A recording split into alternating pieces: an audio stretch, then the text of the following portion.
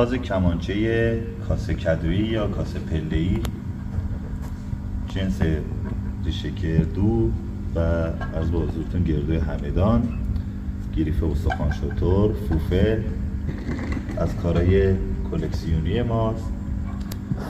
این مدل ساز قابلیت این رو داره که هم برای کسایی که نوازندگیشون سبک قدیمه، مثل سبک استاد بهاری، شکارچی، پای گنجه‌ای، درویش رضا و غیره، هم برای اون مدل ساخته شده که بتونن صداهای مقطع نوازی کنن و هم برای کسایی که سبک استاد کامکار را اجرا میکنن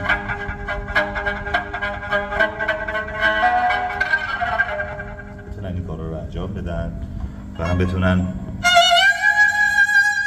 پوزیسیون های خوبی بزنن، اجرا کنن، محدود نباشن که دسته مثلا اونقدر کلوف باشه که فقط سردسته یا سرپنجه کار کنن، بتونن که کارهای آکورد نوازی کنن و غیره.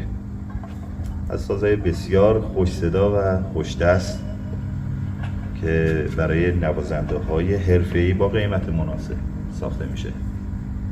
خیلی ممنونم. بفرمایید پوست این ساز از چه جنسی است؟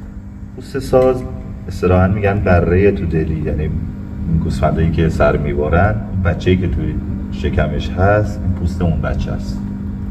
ممنونم. و در رابطه با این طرح پشتش لطفاً توضیح بدید. این قبلا پله‌ای‌هایی که ساخته میشه، در البته هنوز هم ساخته میشه، پله‌ای‌ها یا همون کدویی‌ها دو خم بودن، یه بار از این طرف خم میشدن، یک بار از بغل، ولی چون این شیب‌ها درست در نمی‌اومد و خیلی شکل جذابی پیدا نمی‌کرد، ما حالا تعدادی همکاران دیگر اومدیم از روش دوتا ترک استفاده کردیم که خیلی جلوه بهتر، هم صدای بهتر، هم جلوه بهتر، هم هارمونی بهتر، فیزیک صوت، فیزیک چوب بهتری پیدا کرده، استقامت بهتری پیدا کرده و روی همه جنبه‌های ساز روش کار کردیم، از شیبای توم و غیره، نوع پوستکشی، نمیدونم شیب‌های خرک، سوراخ‌های خرک و غیره، یک صدای عالی هم توی استودیو دور از نویز و غیره، ولف و نویزهای مختلف نداشته باشه، هم به صورت عادی و پرتاب صدای خوبی هم داشته باشه. حتما نباید میکروفون داشته باشه، بتونن خیلی خوب باش تو گروه تمرین کنن.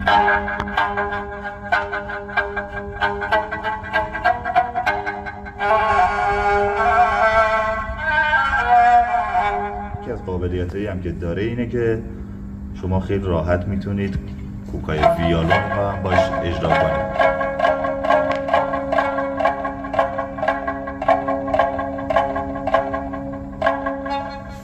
برای کسایی که بخوان مثلا کارهای مثل کارهای یا حقی و غیره هم بتونن اجرا کنن.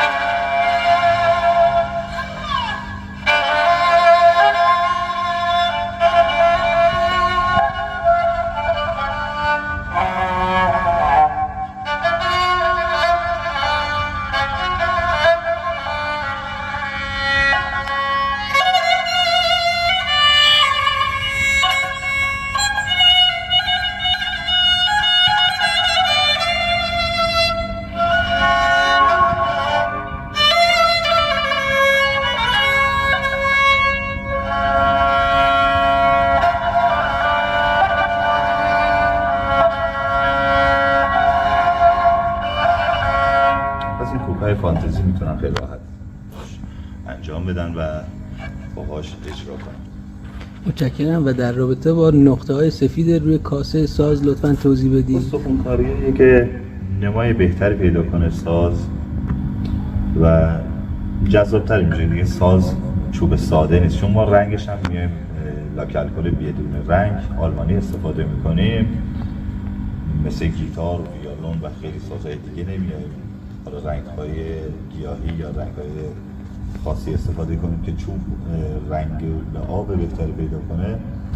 خود چوبه، نمای خود چوبه، زیبایی خود چوبه و ما فقط یه سری استخوان‌کاری انجام میدیم که به قول از صراحی و نمیدونم روی گوشی ها، روی پاشنه ساز، رو وسط ساز، پشت ساز و روی دکمه پشت یک همخوانی داشته باشه، هارمونی و شکل جذابی داشته باشه.